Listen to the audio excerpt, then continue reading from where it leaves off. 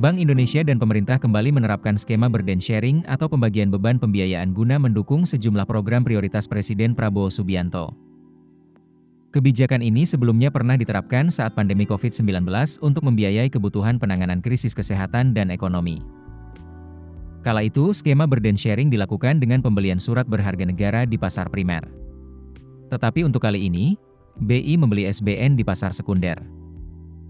BI telah membeli SBN yang hingga akhir Agustus 2025 mencapai Rp200 triliun, termasuk pembelian di pasar sekunder dan program debt switching dengan pemerintah sebesar Rp150 triliun. Meski demikian, belum dijelaskan lebih lanjut terkait besaran dana burden sharing yang digelontorkan BI untuk membiayai program Asta Cita tersebut.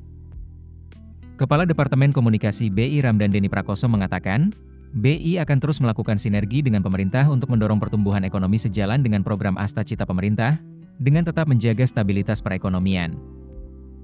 Dalam kaitan ini, bauran kebijakan BI akan disinergikan dengan kebijakan fiskal, termasuk melalui pembelian SBN di pasar sekunder dan kebijakan insentif likuiditas makroprudensial yang telah mencapai Rp384 triliun sampai dengan akhir Agustus 2025.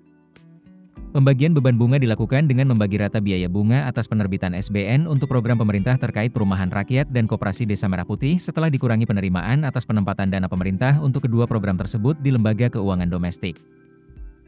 Dalam pelaksanaannya, pembagian beban dilakukan dalam bentuk pemberian tambahan bunga terhadap rekening pemerintah yang ada di BI sejalan dengan peran BI sebagai pemegang kas pemerintah.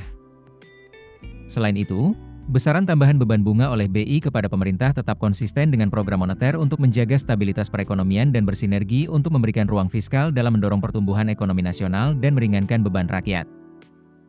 Sebelumnya, Gubernur BI Peri Warjio membeberkan, beban bunga untuk pembiayaan perumahan rakyat ditanggung bersama dengan porsi masing-masing 2,9%, sementara untuk koperasi Desa Merah Putih sebesar 2,15%.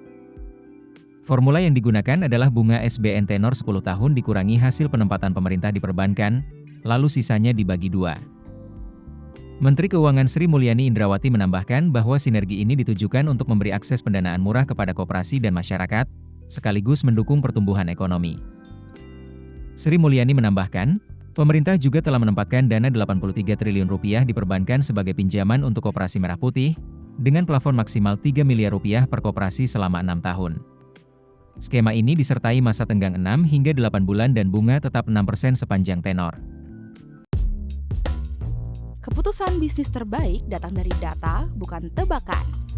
Mudah berlangganan Business Insight dengan subscribe with Google.